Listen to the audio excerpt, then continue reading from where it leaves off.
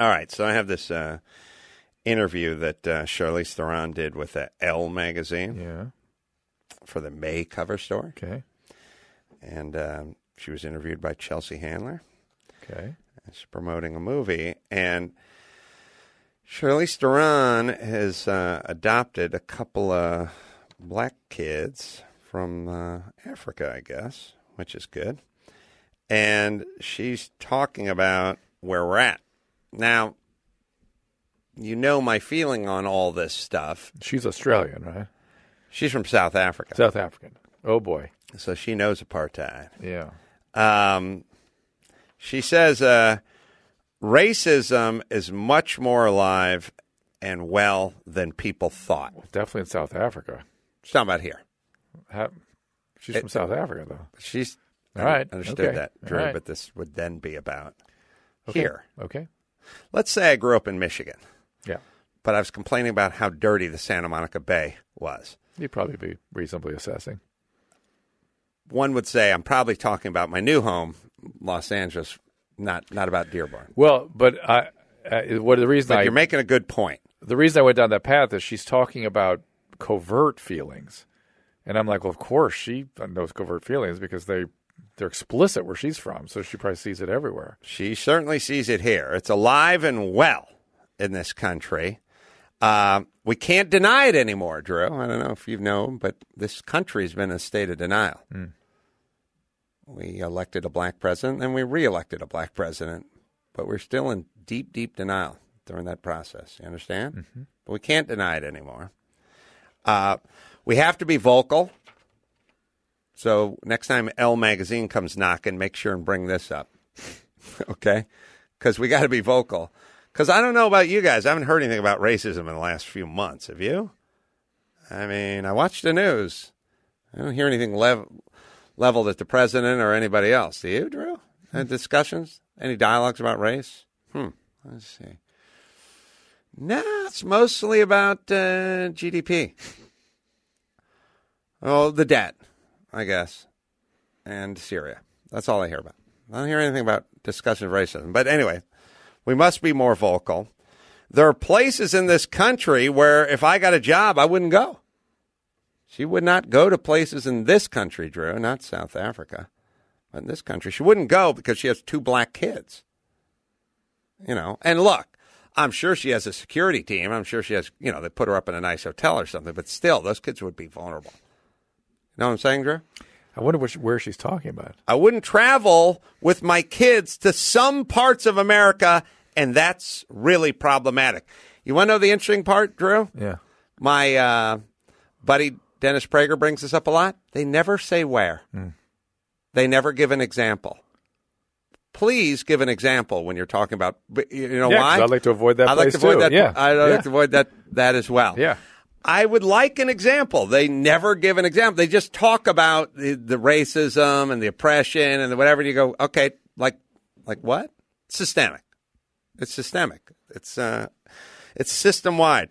There are a lot of times when I look at my kids and I'm like, if this continues, I might have to leave America because the last thing I want for my children is to feel unsafe.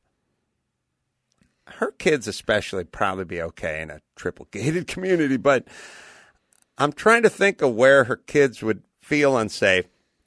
And all I'm saying is this. She's a 42-year-old woman. When did these thoughts creep in? How does this work? I don't feel like she was talking this way when she was 30. Here's what I'm saying. How vulnerable to nonsense can you make your brain? And can I say this, Drew? I'll make you a fine example. Remember I sit there and I marvel, Jesus, the food pyramid, we're going about the ketogenic diet, it's upside down. The food pyramid's upside down. And everyone's saying eat pasta, and drink water, and eat 6 meals a day, and have all the bread and grain and bread, nutritious bread and grain. Yeah. And it's fat, whoa. Huh. You better check your blood pressure, buddy. Salt and fat, stay away from that. Grain and wheat and grain and wheat. Like a Woody Allen movie. Yeah. Wheat and grain. Fields of wheat. Cream of wheat. All right. Now, let me say this, Drew. Let me say this. Is it my fault for when I was in my later 20s or mid-20s and I was ordering breakfast, and they'd say, "Would you like some eggs?" And I'd go, "I would like some eggs, but I'm trying to keep it healthy, so I'll just have the oatmeal with tons of brown sugar and no butter." And then they go, "Okay, and what else?" "Oh, side orange of juice. English muffin, orange juice, and a side of rye bread. Dry. I'm trying to, and a yogurt. I'm trying to keep, non-fat. I'm trying to keep, trying to. With granola. Was it my? Do you have egg beaters? Do you have wife beaters? What do you have? Right. I want to make sure. No. Oh, yeah, but no yolk. No yolk.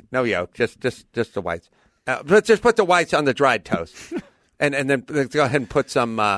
If you have cottage cheese, not whole fat or a non-fat, just spit in my mouth. All right. Would it have been my fault for saying that at that time period, or would you go, "Oh no, you were just being clubbed over the head with it every time"? To this day, Well, we're turning the corner. You're around an enlightened crowd. What would I believe back then? Okay, I'll take the steak, but cut all the fat off it and just leave me the middle part because I don't want to touch that fat. I don't want my cholesterol to go through the roof. My heart is going to explode if I eat that fat. Okay, would it have been my fault? And the answer is no. That's all we lived. I was looking at a food pyramid that was talking about grains and wheat and grains, right? Yeah. Okay, is it Charlize Theron's fault who just gets this fed to her nonstop 24/7? Is this her fault for coming to these conclusions? Now, she doesn't have any empirical evidence. I'd really like to know where she has felt this and what happened. She's never felt it. But I would have a billion questions for her. It's not based on events. It's based on a nonstop food. Ask me where I felt my heart valves closing or my weight going up. I didn't feel anything. I was told this over and over and over. Right? Mm. So then it came time to go to the restaurant of life, and guess how I ordered? Okay. Well, when Charlize Theron sits down for an interview, guess what she says? Mm. Because she's beaten over the head with it.